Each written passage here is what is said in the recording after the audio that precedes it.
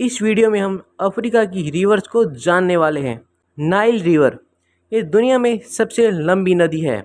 ये रिवर दो नदियों से बनी है, वाइट नाइल और ब्लू नाइल।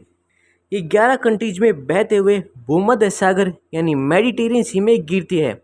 ये ऐसे साउथ से नॉर्थ की तरफ बहती है। जो वाइट नाइल है, इसका स्रोत जहाँ से ये आती है वह है lake Victoria. Lake Victoria Uganda और तंजानिया में मौजूद है। वाइट नाइल ये नदी युगांडा साउथ सूडान से बहते हुए सूडान में जाती है और खार्तूम में ब्लू नाइल और ये मिल जाती है।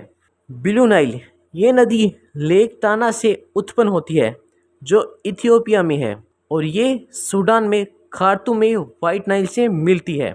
नाइल इन कंट्रीज से फ्लो करती है: Burundi, DRC, Tanzania, Uganda, Rwanda, Sudan, south Sudan, Ethiopia, Eritrea और इजिप्ट।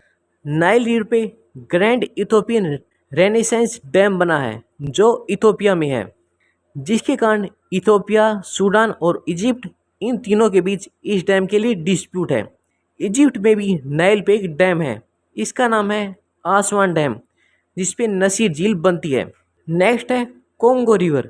ये अफ्रीका की सेकेंड लार्जेस्ट रिवर है। ये रिवर बहते समय इक्वेटर को 2 बार काटती है। ये रिवर दुनिया की डीपेस्ट रिवर है। बहुत जगह पे ये 720 फीट से भी गहरी है। अब इस रिवर का सोर्स और माउथ को देखते हैं। इस रिवर का सोर्स जाम्बिया हाईलैंड्स है और ये अटलांटिक ओशन में गिरती है। नेक्स्ट है नाइजर रिवर। यहाँ पर है गिनी और इस कंट्री गिनी में गिनी हाईलैंड्स में इसका स्रोत है और ये इन कंट्रीज में बहते हुए गल्फ ऑफ गिनी में गिर जाती है जो अटलांटिक ओशन में है। अब देखते हैं कि किन किन कंट्रीज में फ्लो करती है। गिनी में तो इसका सोर्स है, एक कंट्री ये हुई, फिर ये ऊपर ऐसे माली कंट्री में जाती है और इसके बाद नीचे माली, नाइजर और फिर नाइजीरिया में से बहते हुए गल्फ ऑफ गिनी में गिर जाती है।